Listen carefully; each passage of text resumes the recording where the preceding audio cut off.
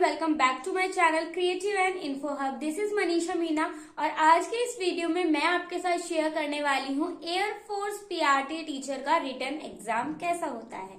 Yes guys, आप लोगों को नहीं पता होगा बट यस, एयरफोर्स के भी अपने स्कूल्स होते हैं जहाँ पे रेगुलर आपको वैकेंसीज देखने को मिलती हैं और वो भी परमानेंट टीचर की पोस्ट की। लाइक कॉन्ट्रेक्चुअल पोस्ट वैकेंसीज नहीं होती हैं, ये परमानेंट जॉब होती हैं टीचर के लिए, TGT, PRT and PGT. And आज की ये video one and only video होने वाली है पूरे यूट्यूब पे, क्योंकि आपको पूरे यूट्यूब पे कहीं कोई नहीं बताएगा कि एयरफोर्स में पीआरटी पोस्ट के लिए जो रिटन एग्जाम होता है उसका पैटर्न कैसा होता है। आपको कहीं नहीं मिलेगा, आई कैन बेट, क्योंकि मैंने एक्सपीरियंस कर लिया है, मुझे कहीं नहीं मिला। सो यस गाइज, इस वीडियो में मैं आपके साथ पीआरटी एयरफोर्स स्कूल का रिटन एग्जाम का पैटर्न शेयर करने वाली हूँ, जो कि बहुत इंपॉर्टेंट है। कोई भी जब आप एग्जाम देने जाते हैं तो आप देखते हैं कि पहले उसका सिलेबस कैसा है, पैटर्न कैसा है, किस तरीके के क्वेश्चन पूछे जाते हैं। बट अगर आप एयरफोर्स स्कूल के लिए अप्लाई कर रहे हैं किसी भी पोस्ट के लिए, तो आपको कहीं कोई सिलेबस, कहीं कोई पैटर्न, कोई इंफॉर्मेशन इसके रिगार्डिंग नहीं मिलेगी। रिसेंटली मैंने अभी एयरफोर्स बाल भारती स्कूल, जो कि लोधी रोड पे है, उसमें पीआरटी पोस्ट के लिए अप्लाई किया था, जहां पे मेरा एग्जाम था 24 फेब को, मैंने आपके साथ शेयर भी किया था। सो अब मेरा एग्जाम था, मेरा रिटन एग्जाम के लिए सिलेक्शन हुआ था, बट मुझे इसका सिलेबस, पैटर्न कोई इन्फॉर्मेशन नहीं थी। मैंने यूट्यूब पे, गूगल पे, सब जगह रिसर्च किया, मुझे कहीं कुछ नहीं मिला। देन फाइनली जय माता दी बोल के जो हम बेसिक तैयारी करते हैं, DSSB, KVS, as a teacher competitive exams की जो हम तैयारी करते हैं, सेम उसी को ध्यान में रख के मैं अपना एयरफोर्स का एग्जाम देने के लिए गई थी 24 मार्च को।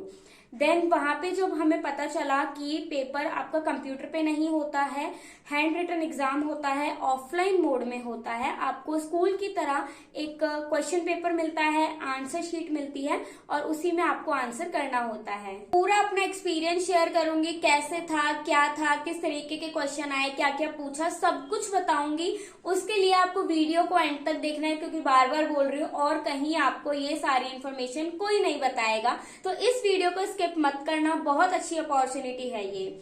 ओके, तो स्टार्ट करते हैं आज की वीडियो। आपका जो एयरफोर्स का एग्जाम होता है वो सुबह 9:30 से स्टार्ट होता है, 9:30 से 11:30 उसकी टाइमिंग रहती है। आपको 1 घंटे पहले स्कूल पे रिपोर्ट करना होता है। मैं 8:30 बजे वहां पहुंच गई थी। उसके बाद स्कूल के जो एंट्रेंस गेट होता है उस पे आपके रोल नंबर की, लाइक इस रोल नंबर से लेके इतने तक का एग्जाम इस रूम नंबर में होगा, उसकी हेल्पलाइन डेस्क ये है, पूरा इस तरीके से उन्होंने क्लियरली मेंशन किया हुआ था, ठीक है। उसके बाद मेरा 645 रोल नंबर था, मैंने अपना रोल नंबर देखा, मेरा 38 नंबर था room number. Then helpline desk मेरी 9 थी। जैसे ही स्कूल के अंदर एंट्री लेती हूँ, देखती हूँ कि सामने 10 डेस्क हैं, सभी डेस्क पे 2-2 टीचर्स हैं, भीड़ नहीं है बिल्कुल भी, एक एक करके सबका हो रहा है, किसी को वेट नहीं करना पड़ रहा। मैं जाते ही अपने 9 नंबर डेस्क पे जाती हूँ, उन्होंने मेरा आधार कार्ड से वेरीफाई किया, अगर आपने मास्क पहना है तो वो आपका मास्क उतरवा के चेक करते हैं, फेस मैच करते हैं, सब कुछ मैच करने के बाद वो आपको गाइड कर देते हैं कि 38 नंबर रूम कहाँ पर है, किस तरफ जाना है, क्योंकि वो स्कूल बहुत बड़ा था, लाइक बहुत बड़ा स्कूल था, तो इसलिए उन्होंने गाइड किया। थोड़ी थोड़ी दूरी पे टीचर्स थे जो हमें इंस्ट्रक्शंस दे रहे थे। उसके बाद हम अपने रूम में गए, वहां पे 2 टीचर्स थे जो ड्यूटी कर रहे थे, बहुत ही अच्छी टीचर्स थी, उन्होंने बहुत सॉफ्टली बात की, बहुत अच्छे से बात की। देन उन्होंने हमें बताया, सारे इंस्ट्रक्शंस दिए कि किस तरीके से फिलअप करना है, क्वेश्चन पेपर पे कुछ नहीं लिखना, सिर्फ ब्लू पेन का यूज करना है। इसके अलावा आपको कहीं पे भी अपना नाम या किसी भी तरीके की आइडेंटिटी वाली चीजें नहीं मेंशन करनी है। ये सारी चीजें होने के बाद फिर क्वेश्चन पेपर आता है। क्वेश्चन पेपर ओपन टीचर नहीं करती है, स्टूडेंट से करवाते हैं और उसकी प्रॉपर एक वीडियोग्राफी होती है। देन फिर वो लोग बताते हैं कि क्वेश्चन पेपर में डिटेल्स कैसे फिल करनी है, रोल नंबर कहाँ फिल करना है, सब कुछ बताते हैं और उसके बाद स्ट्रिक्टली बोलते हैं कि क्वेश्चन पेपर पे कुछ भी नहीं लिखना है। देन बताते हैं कि जब आपका एग्जाम ओवर हो जाएगा तो आपका admit card, question paper, answer sheet सब कुछ सबमिट हो जाएगी, तो कहीं पे भी आपको कुछ नहीं लिखना। ओके, तो ये तो था सारी डिटेल्स के बाद। उसके बाद एक चीज कि क्वेश्चन किस तरीके का आता है, कितने क्वेश्चन होते हैं। तो आपके मैंने पीआरटी पोस्ट के लिए एग्जाम दिया था 24 फेब को, लोधी रोड पे स्कूल है, एयरफोर्स बाल भारती स्कूल, वहां पे। तो आपके 32 क्वेश्चंस उसमें थे और 3 सेक्शंस में डिवाइड था पूरा क्वेश्चन पेपर। फर्स्ट सेक्शन जो था उसके अंदर 10 क्वेश्चंस थे, 1 marks for each question. 10 question थे जिसमें से फर्स्ट 5 क्वेश्चंस आपके करंट अफेयर से, जीके से रिलेटेड थे। लाइक मैत्री सखी करके कोई स्कीम है, वो इंडिया ने किस कंट्री के साथ लॉन्च की है, मोरक्को कहाँ पे स्थित है, और रोहित शर्मा ने अभी रिसेंटली किसका रिकॉर्ड ब्रेक किया है, और इस तरीके के कुछ क्वेश्चंस थे। देन उसके बाद रिमेनिंग 5 क्वेश्चन जो थे वो आपके एजुकेशन से रिलेटेड थे, लाइक जैसे कि हम टीचिंग में पढ़ते हैं या एनईपी वगैरह, उससे रिलेटेड आपके 5 क्वेश्चन थे। तो इस तरीके से आपके सेक्शन 1 में 10 क्वेश्चंस थे जीके से रिलेटेड। देन बढ़ते हैं नेक्स्ट सेक्शन की तरफ। सेक्शन 2 आपका था न्यूमेरिकल एबिलिटीज का, जिसके अंदर आपके 6 क्वेश्चंस थे, 2 मार्क्स फॉर ईच क्वेश्चंस। अब यहाँ पे सॉल्व करने वाले क्वेश्चंस थे, आपको सॉल्व करना था, पूरा करके दिखाना था वहां पे। बट एक क्वेश्चन के अंदर 2 थे, मतलब 2 सब क्वेश्चंस थे, तो वो 1-1 मार्क्स के हो गए। तो इस तरीके से उन्होंने डिवाइड किया हुआ था। तो इस तरीके से एक क्वेश्चन 2 मार्क्स का आपका था। तो सिंपल सिंपल क्वेश्चन थे। लाइक मुझे जो क्वेश्चन याद है मैं वो आपके साथ बताती जाऊंगी। एक क्वेश्चन था कि आपके पास एक वायर है, उस वायर को आप मोड़ के एक स्क्वायर शेप बनाते हो। उस स्क्वायर की शेप जो है उसकी एक साइड 22 सेंटीमीटर की है। देन आप सेम उसी वायर को स्क्वायर से हटा के एक सर्कल में कन्वर्ट करते हैं। देन उस सर्कल का रेडियस कितना होगा, ये आपका एक क्वेश्चन था।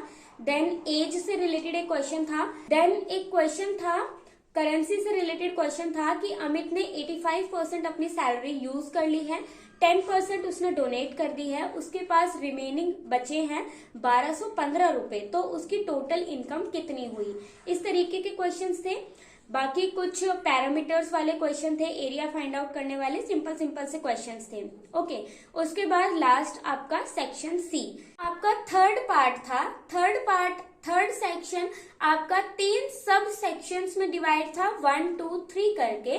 तो सेक्शन नंबर 3 पार्ट 1, जिसके अंदर आपके टोटल 8 क्वेश्चंस थे, 3 मार्क्स फॉर 1 क्वेश्चन। ठीक है, तो उसके अंदर आपका टीचिंग मेथडोलॉजी से रिलेटेड क्वेश्चंस थे जिनको आपको आंसर करना था कि लाइक ये कोई टॉपिक है तो आप इसको किस तरीके से पढ़ाओगे। आपकी क्लास में कोई बच्चा बहुत शैतानी कर रहा है तो आप उसको किस तरीके से ट्रीट करोगे। ऐसे ऐसे कुछ क्वेश्चंस थे। कुछ आपके थ्योरीज से रिलेटेड थे, पेडागोजिकल थ्योरी जो आपने अपने डाइड या बीएड के टाइम पे पढ़ी होंगी, उनसे रिलेटेड क्वेश्चंस थे। ओके, देन जो आपका नेक्स्ट सेक्शन नंबर 3 पार्ट 2 आपका इंग्लिश लैंग्वेज का था। उसके अंदर आपको एक पोम दी गई थी, पोम में से कुछ क्वेश्चन पूछे गए थे कि आप इस पोम का क्या आंसर नेम रखना चाहेंगे, name the pome.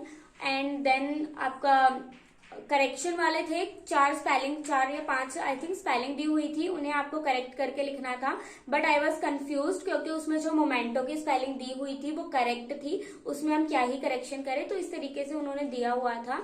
Then first word as a noun आपको यूज करना था और एज अ वर्ब आपको यूज करके 2 सेंटेंसेस बनाने थे।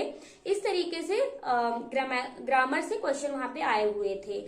और like he reads Ramayana dash question mark, use the question mark, इस तरीके से उन्होंने क्वेश्चन थे।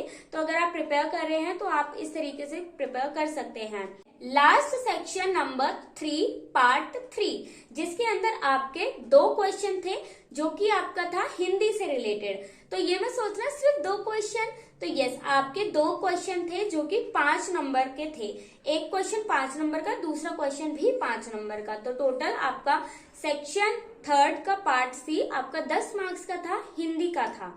तो ये जो आपका 5-5 मार्क्स के 2 क्वेश्चन थे वो अंदर सब क्वेश्चंस में डिवाइड थे। लाइक जो आपका क्वेश्चन नंबर 1 था वो एक पद्यांश था और उसको आपको पढ़ना था और उससे रिलेटेड कुछ 5 क्वेश्चंस दिए गए थे, आपको उन्हें आंसर करना था। सेम ऐसे ही एक तो आया था कि आप इस स्कूल में टीचर हैं और आपको 2 दिन के लिए आपको छुट्टी चाहिए, आप बीमार हैं, तो एक प्रार्थना पत्र लिखिए। इस तरीके से वहां पे क्वेश्चंस थे। कुछ ग्रामर के क्वेश्चंस थे और बुक का नाम पूछा हुआ था कि रश्मि रथी के राइटर कौन है। इस तरीके से उन्होंने क्वेश्चन दिए हुए थे। तो ओवरऑल मुझे क्वेश्चन पेपर का जो लगा कि वो एवरेज था, ना ज्यादा इजी था ना ज्यादा हार्ड था, ठीक था। तो कहने का मतलब है कि आप जरूर ट्राई करें, जरूर देने जाएं, एक्सपीरियंस ले सभी चीजों का। और अच्छा एक्सपीरियंस था, मुझे काफी अच्छा लगा। कुछ बहुत सारी चीजें नहीं पता थी जो पता चली। तो एक्सपीरियंस तो कोई भी हो, कुछ ना कुछ चीजें तो सीखने को ही मिलती हैं। तो मेरा एक्सपीरियंस बहुत अच्छा था। मैं डेफिनेटली रिकमेंड करूंगी कि नेक्स्ट टाइम जब भी एयरफोर्स की वैकेंसी आए मैं आपके साथ शेयर करूंगी। आप लोग जरूर फिल करें, जरूर ट्राई करें, पेपर देने जरूर जाएं। तो आई होप वीडियो आपको पसंद आई होगी। If yes, do like, share करें, क्योंकि कहीं पे भी नहीं है, लोगों को पता होना चाहिए कि किस तरीके का पैटर्न आता है, इन्फॉर्मेशन सभी तक पहुंचे। तो इसीलिए वीडियो को शेयर कर देना। चैनल पे फर्स्ट टाइम आए हैं तो सब्सक्राइब माय चैनल इसी तरीके की और वीडियोस के लिए। अब इस चैनल पे रिक्रूटमेंट्स के रिगार्डिंग बहुत सारी वीडियोस आने वाली है, तो सब्सक्राइब किए बिना मत जाना। नोटिफिकेशन जो बेल है उसको जरूर प्रेस कर लेना, क्योंकि बहुत सारे बच्चे बोलते हैं कि हमें तो पता ही नहीं चला है, कब बताया आपने। तो इसीलिए बेल आइकन को प्रेस कर लेना ताकि मेरी कोई भी वीडियो आपसे मिस ना हो। सो मिलते हैं नेक्स्ट वीडियो में। Bye, see you.